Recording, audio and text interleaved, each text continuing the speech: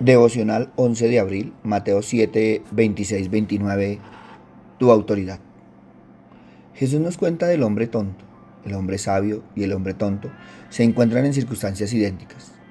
Lluvia devastadora, diluvios y viento.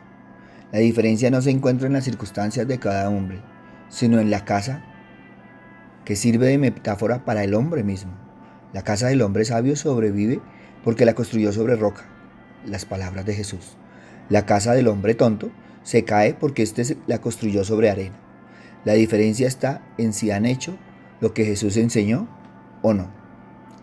¿Qué representa aquí la arena? Es la bondad y el esfuerzo humano. Indica un cimiento flojo, una profesión hueca y servicios meramente externos. Es la antigua debilidad de la naturaleza humana.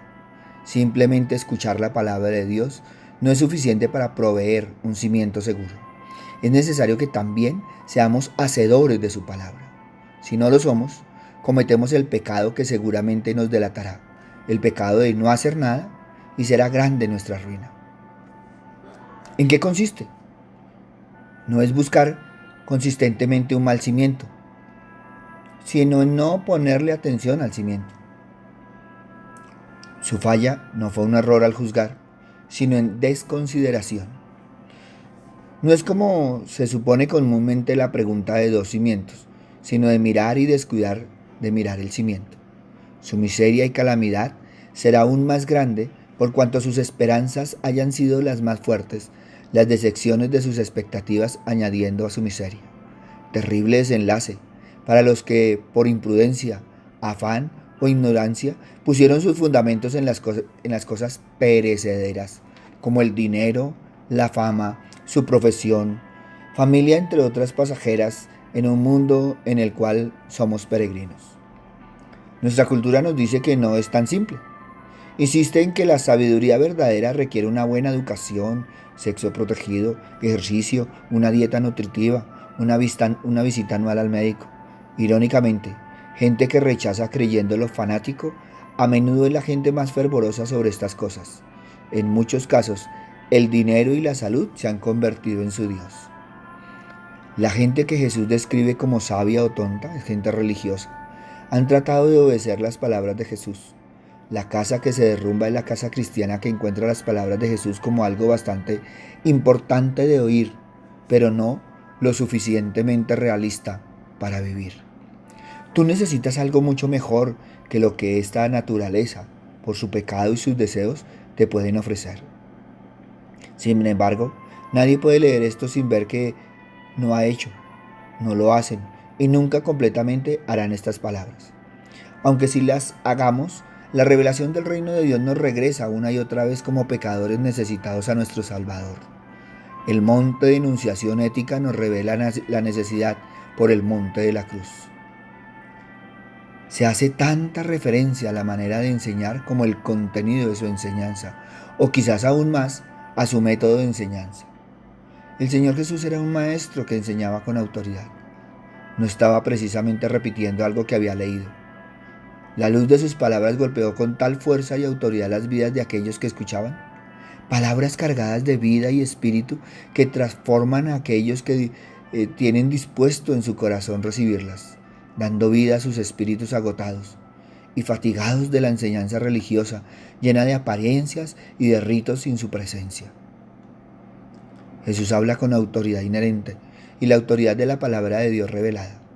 Dos cosas lo sorprendieron: la sustancia de sus enseñanzas y la manera en que lo hacían. Ellos nunca habían escuchado esas doctrinas antes. Los preceptos que había dado Jesús eran bastante nuevos para sus pensamientos, pero lo que más les asombró fue la manera en que les enseñaba. Había una certeza, un poder, un gran peso, uno que nunca había visto antes. Sus palabras tienen autoridad, no solo para instruir, pero también para sanar. Las palabras de Jesús son como un arroyo, limpio, fresco, con el poder de apagar la sed del alma. Tú y yo tenemos que reconocer que no tenemos nada que valga la pena decir, a menos que lo dicho sea expresado con la autoridad de la palabra de Dios, y a no ser que creamos que es la palabra de Dios. No nos interesa que alguien nos transmita una serie de teorías que no ha probado en su propia experiencia. Lo que hoy tenemos para comunicar es un evangelio, un mensaje de buenas noticias, un mensaje de salvación. Sabemos que funciona porque ha actuado positivamente en el caso nuestro. Y lo hemos visto surtir efecto en las vidas de muchísimas personas que acá han acudido a Cristo aceptando su invitación. El Sermón del Monte es una parte magnífica de las Sagradas Escrituras. No lo evites. Correctamente leído y entendido te conducirá a la persona de Cristo. Te mostrará que no estás a la altura de sus preceptos. Te revelará que eres débil y culpable. Te hará clamar por misericordia y te llevará a Cristo para recibir la salvación. Cuando aceptes a Cristo como Salvador, Él te dará el Espíritu Santo, quien te capacitará para vivir en el alto nivel que está reflejado en este discurso de Jesús. Cuando la palabra de Dios es presentada como verdaderamente es, con su poder inherente, va a admirar a la gente y se apartará de las meras opiniones humanas. Cuando realmente entendemos a Jesús en el Sermón del Monte, deberíamos de estar admirados también. Si no nos admiramos, entonces probablemente no hemos entendido lo que Jesús ha dicho. El tener a los oyentes admirados es algo bueno, pero no es bueno si ese es el único alcance del efecto. Tú, como buen predicador del testimonio, siempre quieres hacer mucho más que solo admirar a tus oyentes. ¿Cómo trata de equilibrar la oración y acción, alabanza y práctica, hablar y hacer, enseñar y practicar? ¿Qué es lo que debe mejorar en ti para que seas roca, casa segura y acogedora para todos? ¿Cuál es la roca que te sustenta? ¿Cuál punto has oído que Jesús te insiste más una y otra vez, te vuelve a recalcar? Evalúa tu autoridad, no tu autoritarismo. Evalúa cómo estás conforme a tu testimonio. Mira dentro de ti si realmente eres creyente o simplemente religioso. Papito Dios, gracias Señor Padre Santo porque una y otra vez Señor nos recalca sobre el testimonio. Pongo en tus manos, Señor Padre misericordioso, tantos que escuchan la palabra, pero no la viven, no la ponen en práctica. Padre bueno, vuelves y nos recalcas, Señor, que muchas veces nos paramos sobre la arena. Muchas veces nos paramos en nuestras fuerzas. Muchas veces queremos hacer las cosas a nuestro acomodo.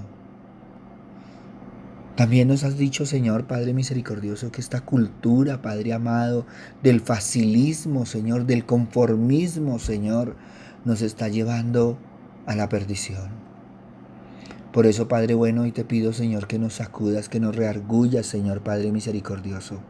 Es triste pensar que necesitamos un terremoto para que podamos mover nuestras vidas, mover nuestras ansias. Necesitamos un temblor para volver a mirarte, para clamar a ti.